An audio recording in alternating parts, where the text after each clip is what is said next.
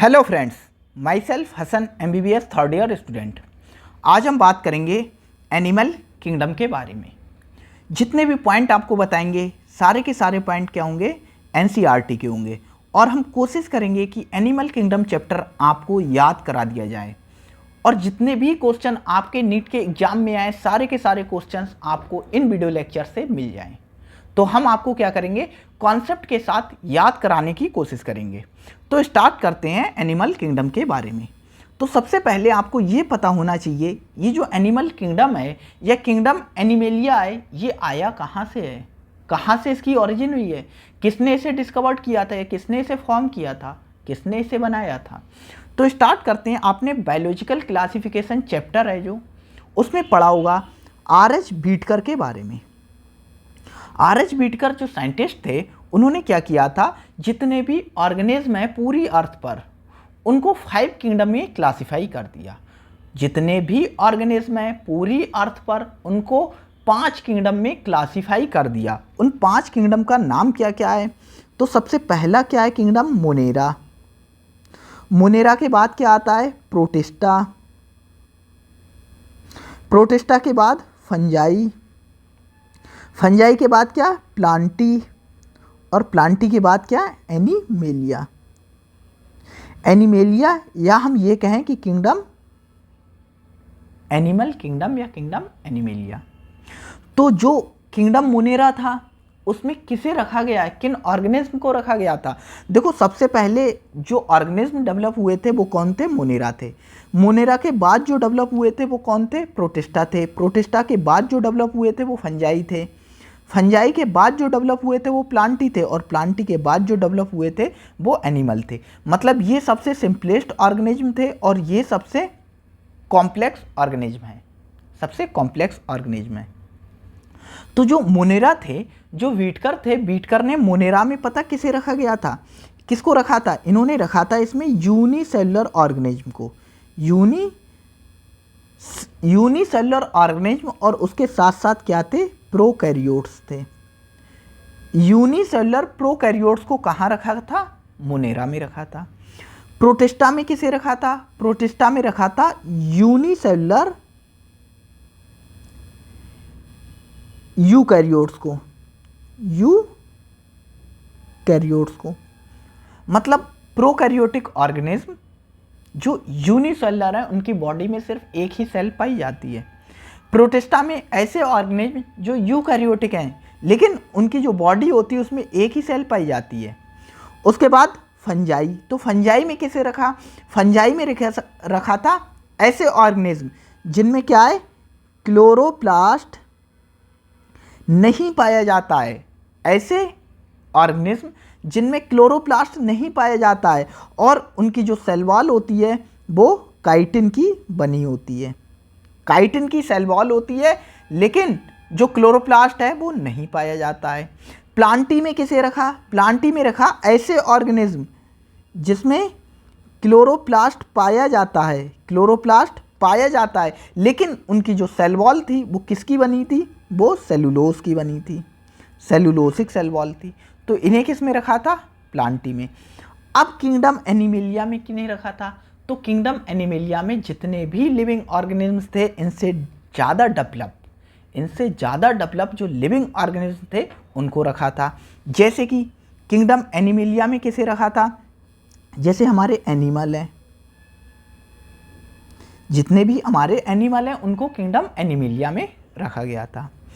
अब थोड़े एग्जाम्पल देख लेते हैं। जैसे मोनेरा है, मोनेरा के एग्जाम्पल क्या थे, जो मोनेरा है उसके एग्जाम्पल क्या होते हैं, बैक्टीरिया। जो बैक्टीरिया होते हैं वो क्या होते हैं, किंगडम मोनेरा के एग्जाम्पल होते हैं।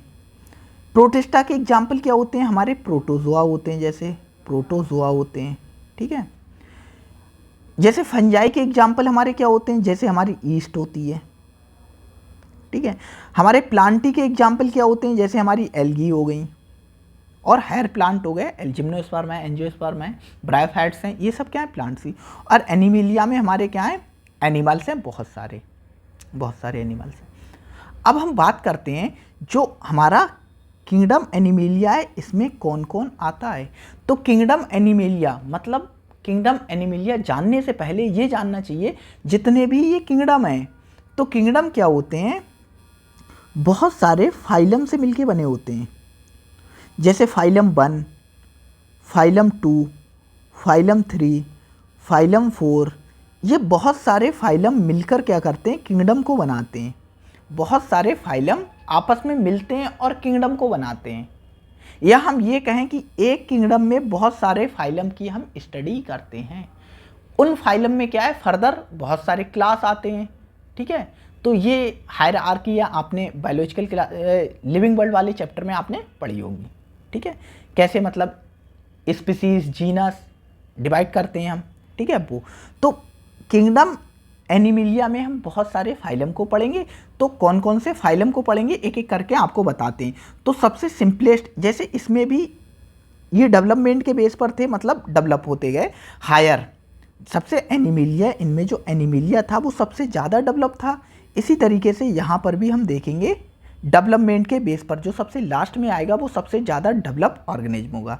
तो सबसे बेसिक हमारे जो ऑर्गेनिज्म थे किंगडम एनिमिलिया के, सबसे बेसिक ऑर्गेनिज्म थे वो कौन से फाइलम में आते थे, वो फाइलम किस में आते थे, पोरीफेरा, या आते हैं पोरीफेरा में, फाइलम पोरीफेरा में। उसके बाद फाइलम पोरीफेरा के बाद फाइलम सीलनट्रेटा, सीलनट्राटा,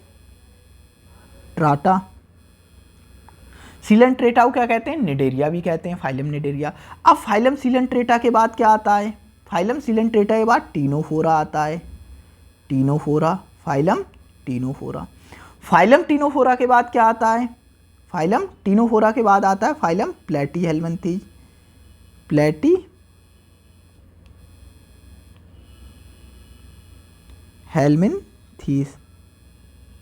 प्लेटीहेल्मिन्थीज के बाद क्या आता है, एस्केल्मिन्थीज, एस्केल्मिन्थीज के बाद क्या आता है, फाइलम एनिलिडा। फाइलम एनिलिडा के बाद क्या आता है हमारा, फाइलम एनिलिडा के बाद क्या आता है, एनिलिडा के बाद phylum Arthropoda, Arthropoda. Phylum Arthropoda के बाद हमारा क्या आता है, फाइलम मोलस्का। फाइलम मोलस्का के बाद क्या आता है, फाइलम इकाइनोडर्माटा। और फाइलम इकाइनोडर्मेटा के बाद आता है हमारा फाइलम हेमिकॉर्डेटा, हेमिकॉर्डेटा। और हेमिकॉर्डेटा के बाद सबसे कॉम्प्लेक्स फाइलम आता है, वो आता है कॉर्डेटा, जिसका मेंबर्स ह्यूमन बींग्स भी होते हैं, कॉर्डेटा। तो आपको ये जितने भी फाइलम हैं ऐसे ही सीरीज़ में आपको याद होना चाहिए, आपको सीरीज़ में याद होना चाहिए। आपके बहुत सारे क्वेश्चंस बहुत इजीली सॉल्व हो जाएंगे। तो सबसे पहले कौन सा आता है, सबसे बेसिक फाइलम पोरीफेरा, पोरीफेरा के बाद सीलनट्रेटा, सीलनट्रेटा के बाद टीनोफोरा, टीनोफोरा के बाद प्लेटीहेल्मिन्थीज, प्लेटीहेल्मिन्थीज के बाद एस्केल्मिन्थीज, एस्केल्मिन्थीज के बाद एनिलिडा, एनिलिडा के बाद ऑर्थ्रोपोडा, ऑर्थ्रोपोडा के बाद हमारा क्या आता है, मोलस्का। और मोलस्का के बाद क्या आता है, इकाइनोडर्माटा, इकाइनोडर्मेटा के बाद क्या आता है हमारा हेमिकॉर्डेटा, और हेमिकॉर्डेटा के बाद हमारा क्या आता है, कॉर्डेटा। और फर्दर कॉर्डेटा में बहुत सारे क्लासेस को हम पढ़ेंगे, बहुत सारे क्लासेस को पढ़ेंगे कॉर्डेटा में। तो अभी तक हमने क्या क्या पढ़ा है, अभी तक हमने क्या पढ़ा है, हमने पढ़ा है जो एनिमल किंगडम है वो कहाँ से आया। तो आर.एच. जो व्हीटकर थे, आर.एच. व्हीटकर, उन्होंने क्या किया था, एक क्लासिफिकेशन दिया था जिसमें उन्होंने जितने भी ऑर्गेनिज्म है इस अर्थ के उन्हें 5 किंगडम में क्लासीफाई किया था। कौन कौन से, मोनेरा, प्रोटिस्टा, फंजाई, एनिमिलिया। तो मोनेरा, प्रोटिस्टा, फंजाई, प्लांटी के बारे में आप पढ़ लेना, हम एनिमिलिया की बात करते हैं क्योंकि एनिमिलिया किंगडम ही हमको पढ़ना है। तो जो एनिमिलिया किंगडम होता है वो बहुत सारे फाइलम से मिलकर बना होता है। तो उन फाइलम्स के नाम क्या हैं, तो सबसे पहला फाइलम उसमें क्या आता है, पोरीफेरा आता है। तो पोरीफेरा में सबसे सिंपलेस्ट ऑर्गेनिज्म थे। अब पोरीफेरा के बाद सीलनट्रेटा, और सीलनट्रेटा के बाद क्या आया हमारा, टीनोफोरा, टीनोफोरा के बाद हमारा प्लेटीहेल्मिन्थीज, प्लेटीहेल्मिन्थीज के बाद एस्केल्मिन्थीज, एस्केल्मिन्थीज के बाद एनिलिडा, एनिलिडा के बाद ऑर्थ्रोपोडा, ऑर्थ्रोपोडा के बाद मोलस्का और मोलस्का के बाद इकाइनोडर्माटा, इकाइनोडर्माटा के बाद हेमिकॉर्डेटा और हेमिकॉर्डेटा के बाद कॉर्डेटा का एवोल्यूशन हुआ।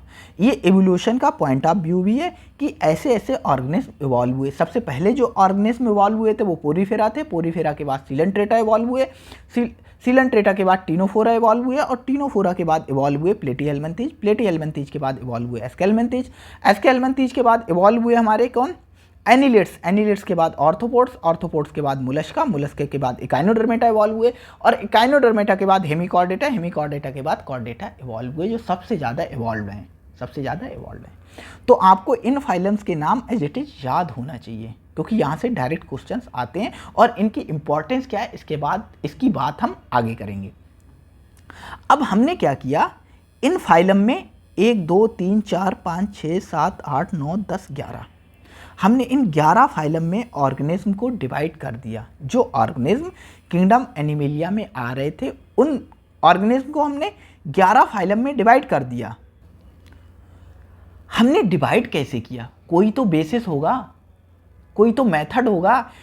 इसमें कौन से ऑर्गेनिज्म को रखना है, एस्केल्मिन्थीज में कौन से ऑर्गेनिज्म को रखना है, भाई इकाइनोडर्मेटा में किन ऑर्गेनिज्म को रखना है, तो किसी के बेस पर हमने क्लासिफाई किया होगा, ऐसे ही रैंडम थोड़ी ना रख दिया होगा।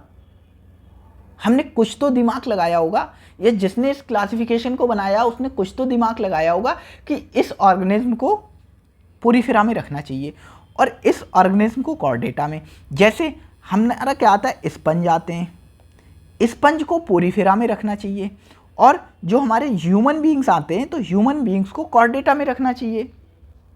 तो इसके पीछे कोई तो लॉजिक होगा, कोई तो लॉजिक होगा, ऐसे ही थोड़ी ना रख दिया है। बिना लॉजिक के कोई काम नहीं होता है, बिना लॉजिक के कोई काम नहीं होता है। तो कैसे क्लासिफाई किया, किस बेसिस पर क्लासिफाई किया, उन पॉइंट्स की बात करते हैं और वो पॉइंट्स आपके लिए बहुत इंपॉर्टेंट है। तो मतलब किस बेसिस पर क्लासिफाई किया था इन 11 किंगडम में, तो उस बेसिस ऑफ क्लासिफिकेशन की हम बात करते हैं। बेसिस ऑफ क्लासिफिकेशन, तो उनको क्लासिफाई करने के लिए 5 से 6 पॉइंट थे, 5 से 6 पॉइंट थे। सबसे पहला पॉइंट था level of organisation, level of organisation मतलब जो हमारे एनिमल्स हैं उनका बॉडी है, उनकी बॉडी का जो लेवल क्या है ऑर्गेनाइजेशन का, वो क्या है। एक चीज़ आपको बताने के लिए रह गई थी यहाँ पर, जो किंगडम एनिमेलिया थे, ठीक है, इनके जो मेंबर थे, किंगडम एनिमेलिया के जो मेंबर हैं सारे के सारे मेंबर क्या हैं, मल्टी सेलुलर हैं, मल्टी सेलुलर। और यहाँ पर जो फंजाई और हमारी प्लांटी हैं इनके मेंबर भी क्या हैं, मल्टी सेलुलर हैं, मल्टी सेलुलर हैं। तो ये पॉइंट बहुत इंपॉर्टेंट है, जो किंगडम एनिमेलिया के मेंबर्स हैं वो क्या है, मल्टी सेलुलर हैं। इसका आगे बात आएगी, बहुत सारी सेल से मिलकर बने होते हैं। तो पहला पॉइंट क्या था, लेवल ऑफ ऑर्गेनाइजेशन। दूसरा पॉइंट क्या था, सिमेट्री, ठीक है। तीसरा पॉइंट क्या था, सिमेट्री के बाद, सिमेट्री के बाद था diploblastic and triploblastic organisation, organisation. इसके बाद चौथा पॉइंट क्या था, चौथा पॉइंट था सीलोम। पांचवा पॉइंट क्या था, सेगमेंटेशन, सेगमेंटेशन। और छठा पॉइंट क्या था, नोटोकॉर्ड। इन 6 चीज़ों को देखकर जो ऑर्गेनिज्म थे उनको इन 11 क्लासेस में डिवाइड कर दिया गया। तो उन 11 क्लास में डिवाइड करने के लिए जो क्राइटेरिया फॉलो किया था हमने, उस क्राइटेरिया में हमने किस किस चीज़ को फॉलो किया था, हमने लेवल ऑफ ऑर्गेनाइजेशन देखा कि बॉडी का जो ऑर्गेनाइजेशन है वो कैसा है, मतलब बॉडी सेल से मिलकर बनी है, या बॉडी में टिश्यू पाए जाते हैं, या बॉडी में ऑर्गन पाए जाते हैं, या बॉडी में ऑर्गन सिस्टम पाया जाता है। इसी तरीके से हमने सिमेट्री देखी कि जो ऑर्गेनिज्म है वो बाइलेटरल सिमेट्रिक हैं, एसिमेट्रिक हैं या रेडियल सिमेट्रिक हैं। सिमेट्री का मतलब होता है एक तरीके से जैसे ये है तो हमने इसे 2 पार्ट में काटा, 2 बराबर भागों में ये डिवाइड हो गया, तो इसे बोलते हैं हम क्या, बाइलेटरल सिमेट्री। तो सिमेट्री क्या होती है, हम किसी भी चीज़ को कैसे बांट रहे हैं, कैसे बांट रहे हैं उसके बेसिस पर। फिर आता है डिप्लोब्लास्टिक या ट्रिप्लोब्लास्टिक ऑर्गेनाइजेशन, मतलब जो एनिमल हैं वो दो जर्म लेयर के डिवाइड होने से बने, या जो 3 जर्म लेयर होती हैं उनके डिवाइड होने से बने। आगे बात करेंगे जर्म लेयर के नाम। उसके बाद सीलोम, मतलब जो ऑर्गेनिज्म है उनमें जो बॉडी कैविटी है वो पाई जाती है या नहीं पाई जाती है। उसके बाद सेगमेंटेशन, मतलब जो बॉडी है उसमें सेगमेंट प्रेजेंट हैं या नहीं है। और लास्ट में आता है नोटोकार्ड। नोटोकार्ड बहुत इंपॉर्टेंट फीचर होता है कॉर्डेट एनिमल का, तो इसकी बात लास्ट में करेंगे कि उनमें नोटोकार्ड पाई जाती है, मतलब नोटोकार्ड फर्दर डेवलप हो जाती है वर्टिब्रल कॉलम में, तो नोटोकार्ड पाई जाती है नहीं पाई जाती इसके बेसिस पर। तो ये 6 क्लासिफिकेशन थे, 6 पॉइंट थे जिनके बेस पर इनको क्या किया था, क्लासिफाई किया था 11 फाइलम में। एक पॉइंट आपको और पता होना चाहिए, बहुत इंपॉर्टेंट है जनरल अवेयरनेस के लिए, लेकिन आपको पता होना चाहिए, आपको आज से लेकर आप पीजी कर लो, एमबीबीएस कर लो, एमडी कर लो, डीएम कर लो, आपको वो पॉइंट नहीं भूलना है, हमेशा याद रखना है, वो बेसिक है। तो बेसिक क्या है? बेसिक है जो हमारी बॉडी होती है वो किससे मिलकर बनी होती है। सबसे बेसिक यूनिट क्या होती है? सेल होती है। और बहुत सारी सेल आपस में मिलती हैं, बहुत सारी छोटी छोटी सेल्स होती हैं आपस में मिलती हैं और क्या बनाती हैं? टिश्यू बनाती हैं। टिश्यू बनाती हैं और बहुत सारे टिश्यू आपस में मिलते हैं, क्या बनाते हैं? टिश्यू सिस्टम बनाते हैं। और जो बहुत सारे टिश्यू सिस्टम होते हैं, बहुत सारे जो टिश्यू सिस्टम होते हैं आपस में मिलकर क्या बनाते हैं? ऑर्गन बनाते हैं। और बहुत सारे ऑर्गन मिलकर क्या करते हैं? ऑर्गन सिस्टम बनाते हैं, ऑर्गन सिस्टम। और बहुत सारे ऑर्गन सिस्टम आपस में मिलकर क्या बनाते हैं? बॉडी बनाते हैं। तो ये आपको हायरार्की बिल्कुल नहीं भूलना है। तो जो हमारी बॉडी है, कोई भी ऑर्गेनिज्म है, उसकी जो बॉडी है वो सेल से मिलकर बनी है। अब ये सेल क्या करती हैं? इकट्ठी हो जाती हैं और क्या बनाती हैं? टिश्यू बना लेती हैं। क्योंकि सेल क्या होती हैं? कुछ फंक्शन नहीं कर पाती, लेकिन वो आपस में मिल जाती हैं और टिश्यू बना लेती हैं। तो टिश्यू क्या होते हैं? थोड़े कॉम्प्लेक्स फंक्शन को कर सकते हैं। अब कुछ फंक्शन ऐसे होते हैं जो टिश्यू नहीं कर पाते हैं, तो क्या करते हैं? टिश्यू मिलकर टिश्यू सिस्टम बना लेते हैं, तो टिश्यू सिस्टम उस फंक्शन को करते हैं। अब क्या होता है? कुछ फंक्शन ऐसे होते हैं जो टिश्यू सिस्टम नहीं कर पाते हैं और एडवांस होते हैं, तो टिश्यू सिस्टम आपस में मिलकर ऑर्गन बना लेते हैं, वो फंक्शन ऑर्गन करता है। अब कुछ फंक्शन ऐसे होते हैं जो सिर्फ एक ऑर्गन नहीं कर सकता है, तो बहुत सारे ऑर्गन मिलकर क्या करते हैं? ऑर्गन सिस्टम बना लेते हैं, ऑर्गन सिस्टम वो काम करता है। अब बहुत सारे जो ऑर्गन सिस्टम होते हैं, ठीक है, ऑर्गन सिस्टम होते हैं वो काम नहीं कर पाते हैं, सॉरी ये नहीं बोलना चाहिए, बहुत सारे ऑर्गन सिस्टम आपस में मिलकर एक बॉडी का फॉर्मेशन कर लेते हैं, एक बॉडी का फॉर्मेशन कर लेते हैं। तो ये आपको बहुत अच्छे से क्या होना चाहिए? पता होना चाहिए, बहुत अच्छे से आपको ये पता होना चाहिए। सेल्स मिलकर टिश्यू बनाती हैं, टिश्यू सिस्टम बनता है, टिश्यू सिस्टम के बाद ऑर्गन बनता है, ऑर्गन के बाद ऑर्गन सिस्टम बनता है, ऑर्गन सिस्टम के बाद क्या बनती है? बॉडी बनती है। अब हम स्टार्ट कर रहे हैं क्या इनके बारे में कि क्लासिफिकेशन जो हमने किया है 11 फाइलम में, इनको कैसे क्लासिफाई किया, किस बेसिस पे क्लासिफाई किया है, तो हम एक एक करके पढ़ते हैं। सबसे पहले हम बात करते हैं लेवल ऑफ ऑर्गेनाइजेशन के बेस पर। लेवल ऑफ ऑर्गेनाइजेशन के बेस पर तो सबसे पहले लेवल ऑफ ऑर्गेनाइजेशन मतलब जो किंगडम एनिमिलिया के मेंबर्स होते हैं, ठीक है। पहला हम पढ़ रहे हैं क्या, दूसरे पेन से लिख लें, लेवल ऑफ ऑर्गेनाइजेशन मतलब उनकी जो बॉडी है वो किससे मिलकर बनी है? सेल से मिलकर बनी है, टिश्यू से मिलकर बनी है, ऑर्गन से मिलकर बनी, किससे मिलकर बनी है? तो इसकी बात करते हैं, ठीक है। तो सबसे पहला हमारा क्या आता है? सबसे पहला एग्जाम्पल हमारे सामने आता है, ठीक है, पोरीफेरा। ऊपर आओ, सबसे बेसिक हमारा एग्जाम्पल क्या आता है? पोरीफेरा आता है।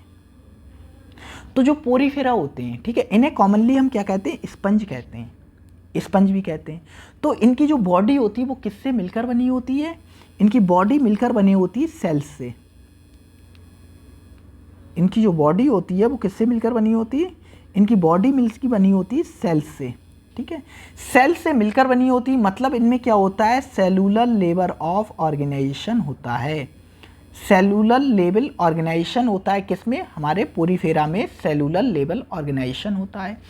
अब जो इसकी बॉडी में 10 हैं, 20 हैं, 30 हैं जो सेल्स पाई जाती हैं, उन सेल्स के अंदर क्या होता है, डिवीजन ऑफ लेबर पाया जाता है। डिवीजन ऑफ लेबर वर्ड का मतलब है कि जो सेल्स हैं, जैसे ये सेल्स हैं, ये सेल्स हैं स्पंज की। अब इसमें से इस सेल ने कहा कि हम डाइजेशन का काम करेंगे, इस सेल ने कहा हम रेस्पिरेशन का काम करेंगे, इस सेल ने कहा हम एक्सक्रीशन का काम करेंगे, ठीक है, एक्सक्रीशन का काम करेंगे। इस सेल ने कहा हम न्यूरल कंट्रोल, एक तरीके से कंट्रोल का काम करेंगे, बॉडी को कंट्रोल करने का काम करेंगे। तो ये क्या है, डिफरेंट सेल ने क्या किया, अपना काम बांट लिया। डिफरेंट सेल ने क्या किया, अपना काम बांट लिया कि अच्छे से ज़्यादा काम हो सके, ज़्यादा एफिशिएंट फंक्शन हमें मिल सके। तो मतलब ये यहाँ क्या हुआ कि डिवीज़न ऑफ लेबर पाया जाता है, मतलब हर सेल ने अपना काम डिसाइड कर लिया, अपना लेबर, अपना फंक्शन डिसाइड कर लिया कि मुझे ये करना है, मुझे ये करना है। मतलब जो पोरीफेरा के मेंबर्स होते हैं उनमें क्या होता है, उनमें सेलुलर लेवल ऑफ ऑर्गेनाइजेशन पाया जाता है और उसके साथ साथ उनमें क्या होता है, डिवीज़न ऑफ लेबर भी पाया जाता है, डिवीज़न ऑफ लेबर पाया जाता है। अब उसके बाद क्या हुआ, थोड़ा जो डेवलपमेंट था वो और आगे बढ़ा। मतलब डेवलपमेंट का मतलब हम यहाँ से कहाँ आए, हम यहाँ आए। अब जब हम सीलेंट्रेटा में आए तो सीलेंट्रेटा के मेंबर थोड़े और इवॉल्व हुए। अब इवॉल्व हुए तो इन्होंने क्या किया, ये जो सेल्स हैं, ठीक है, इन सेल्स को थोड़ा कंबाइन किया और इन्होंने क्या बनाया, यहाँ पर इन्होंने बना लिया tissue level of organisation, tissue level of organisation. इन्होंने क्या किया, टिश्यू लेवल ऑफ ऑर्गेनाइजेशन बना लिया। मतलब कुछ सेल्स आपस में मिल गई और टिश्यू का फॉर्मेशन कर लिया। अब टिश्यू और अच्छे से अपने फंक्शन को परफॉर्म कर रहे थे। इनमें भी डिवीजन ऑफ लेबर पाया जाता है। कुछ टिश्यू ने क्या किया, फंक्शन कर लिया कि मुझे रेस्पिरेशन करना है, कुछ ने कहा कि मुझे क्या करना है, एक्सक्रीशन, तो कुछ ने कहा मुझे डाइजेशन करना है। तो सीलेंट्रेटा और इवॉल्व हुए और उनमें क्या पाया जाता है, उनमें पाया जाता है tissue level of organisation, tissue level of organisation. उसके बाद डेवलपमेंट और इवॉल्व हुआ और इवॉल्व हुआ। उसके बाद हम आ गए प्लेटीहेल्मिंथेस के ऊपर, ठीक है, प्लेटीहेल्मिंथेस के ऊपर। अब जो प्लेटीहेल्मिंथेस के मेंबर थे, इन्होंने क्या किया, आपस में क्या किया, इसमें भी टिश्यू लेवल पाया जाता है, ठीक है, टिश्यू लेवल टिनोफोरा में भी। अब प्लेटीहेल्मिंथेस के जो मेंबर थे वो और इवॉल्व हुए, उन्होंने बहुत सारे टिश्यू ने आपस में मिलकर क्या बना लिया, ऑर्गन बना लिया। तो इनमें क्या, प्लेटीहेल्मिंथेस में ऑर्गन बना लिया।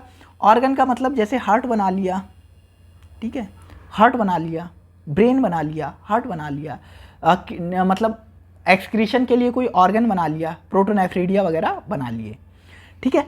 तो यहाँ पर थोड़ा डेवलपमेंट और हुआ, मतलब ऑर्गन का फॉर्मेशन हो गया। तो यहाँ पर क्या बोला गया, प्लेटीहेल्मिंथेस में क्या आ गया, ऑर्गन लेवल ऑफ ऑर्गेनाइजेशन आ गया, ऑर्गन लेवल ऑफ ऑर्गेनाइजेशन आ गया।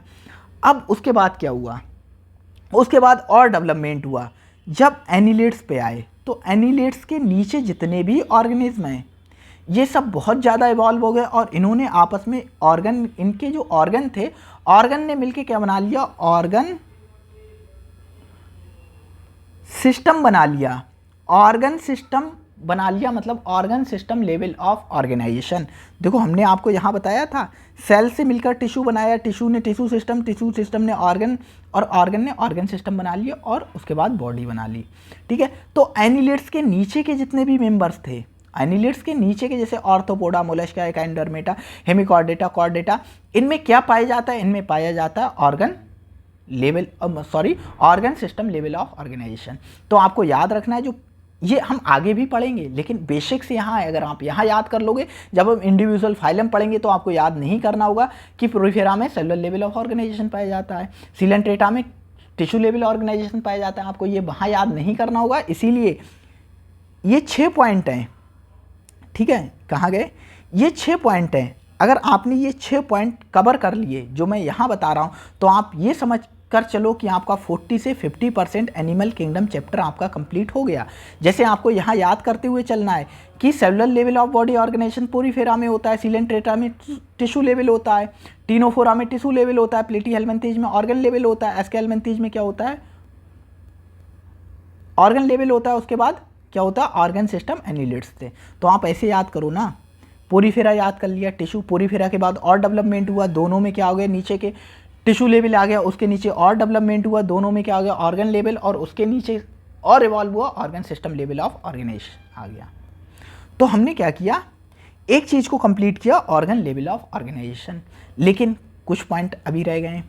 जो ऑर्गन सिस्टम था, ठीक है, इसमें भी बहुत वैरायटी थी, इसमें भी बहुत कॉम्प्लेक्सिटी थी, इसमें भी जैसे जो ऊपर के ऑर्गेनिज्म थे, एनिलिड्स हैं, आर्थ्रोपोड्स हैं, मोलस्का हैं, ये लेस कॉम्प्लेक्स थे, तो इनका जो ऑर्गन सिस्टम था वो लेस कॉम्प्लेक्स था एज कंपेयर टू कॉर्डेट। ये सबसे एडवांस थे, तो इनका जो ऑर्गन लेवल था वो सबसे ज़्यादा एडवांस था, इनका जो ऑर्गन लेवल ऑफ ऑर्गेनाइजेशन था वो सबसे ज़्यादा एडवांस था। तो यहाँ पर भी कुछ क्या आ गई, डिससिमिलरिटीज़ आ गई। जैसे यहाँ पर कुछ डिससिमिलरिटीज़ क्या आई, सर्कुलेशन को लेकर, सर्कुलेटरी सिस्टम को लेकर,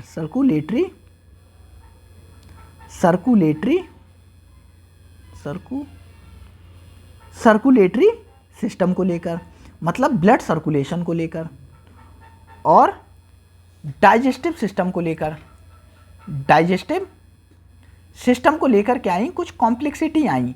मतलब जो ऊपर के इंडिविजुअल थे उनमें जो सर्कुलेटरी और डाइजेस्टिव सिस्टम था वो क्या था, सिंपल था। लेकिन जो नीचे के इंडिविजुअल थे, ठीक है, जो नीचे के ऑर्गन्स थे उनमें ज़्यादा कॉम्प्लेक्स था।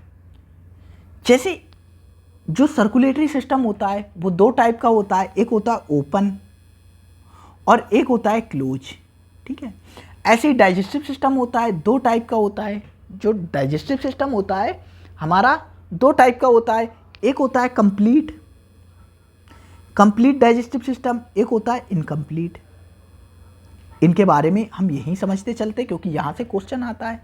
देखो, ओपन सर्कुलेटरी सिस्टम का मतलब क्या होता है, ओपन सर्कुलेटरी सिस्टम का मतलब होता है जैसे हमारी ये बॉडी है, ये हमारी क्या है, बॉडी है, और हम क्या दिखाएं आपको यहाँ पर रेड कलर से, ये हार्ट है उसका, ये हमारा क्या है, हार्ट है, ये बॉडी हार्ट है।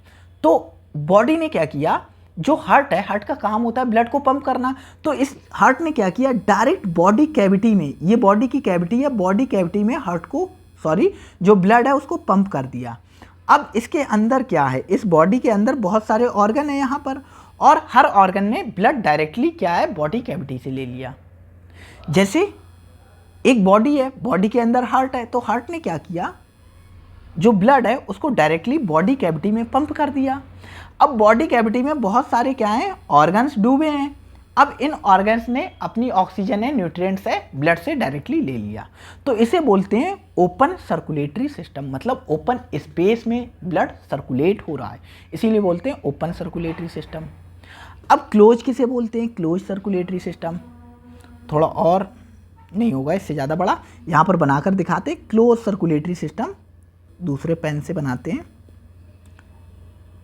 जैसे ये हमारी बॉडी हो गई, ठीक है, इस बॉडी में हमारा ये हार्ट हो गया, ये हार्ट। अब यहाँ पर हमारा क्या हो गया, ये जैसे ऑर्गन हो गए, ऑर्गन हो गए। अब यहाँ से क्या गई,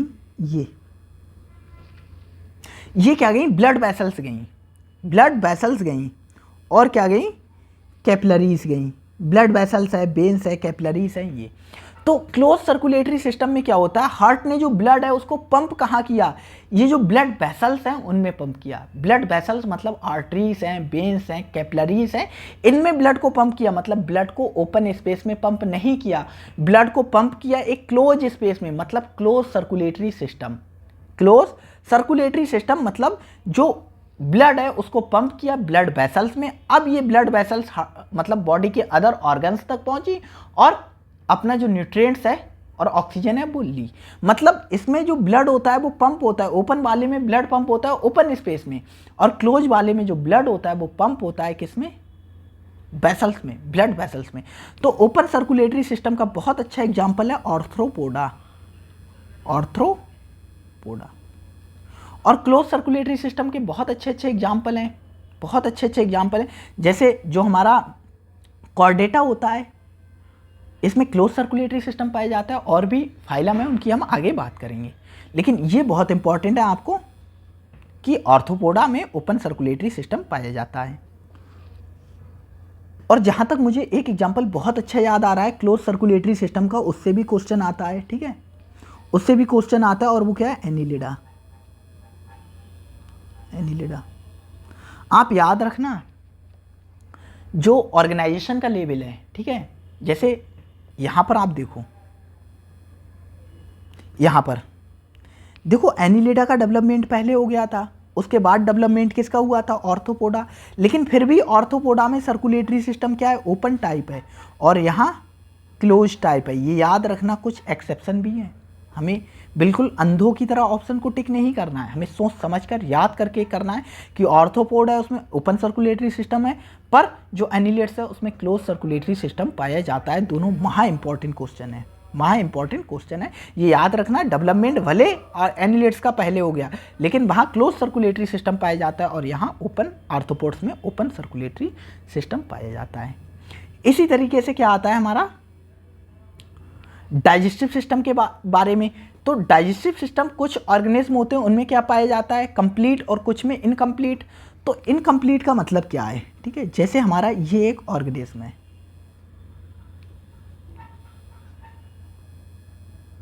ये हमारा क्या है, एक ऑर्गेनिज्म है, ठीक है, ये ऑर्गेनिज्म है हमारा एक, ये कोई हमारा क्या है, ऑर्गेनिज्म है। तो इस ऑर्गेनिज्म में सिर्फ एक ही ओपनिंग पाई जाए, वन ओपनिंग। वन ओपनिंग का मतलब है एक ही ओपनिंग जिससे ये खाना भी खाता है और अपना जो फीकल मैटर होता है उसे भी बाहर निकालता है, मतलब फूड को भी इनटेक करता है, और जो फीकल मैटर होता है, फीकल मैटर होता है, फीकल मैटर को भी बॉडी के बाहर निकालता है। एक ही ओपनिंग से, एक ही ओपनिंग से फीकल मैटर को क्या करता है, बाहर निकालता है, और फूड को अंदर लेता है, मतलब एक ही ओपनिंग पाई जाती है।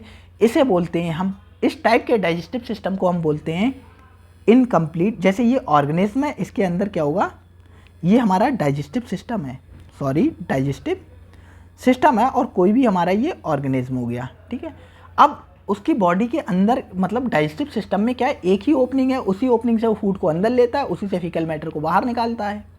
तो ऐसे ऑर्गेनिज्म में जो डाइजेस्टिव सिस्टम पाया जाता है उसे हम बोलते हैं इनकम्प्लीट डाइजेस्टिव सिस्टम, इनकम्प्लीट। अच्छा, एक ऑर्गेनिज्म और है हमारे पास, ठीक है, जैसे ये उसका डाइजेस्टिव सिस्टम है। इस डाइजेस्टिव सिस्टम में क्या है, दो ओपनिंग है, इससे फूड को अंदर लेता है, और इसको, इससे उसने क्या किया, फूड को अंदर लिया, उससे फीकल मैटर था, फीकल मैटर को बॉडी के बाहर निकाल दिया। मतलब दो ओपनिंग पाई जाती हैं, फूड को लेने वाली ओपनिंग अलग होती है, और जो फीकल मैटर होता है, मल होता है, उसको निकालने वाली ओपनिंग अलग होती है, मतलब दो ओपनिंग पाई जाती हैं। तो इसको बोलते हैं हमारा complete digestive system, complete digestive system. तो इसके भी बहुत अच्छे एग्जाम्पल आपके एनसीईआरटी में दिए गए हैं, ठीक है।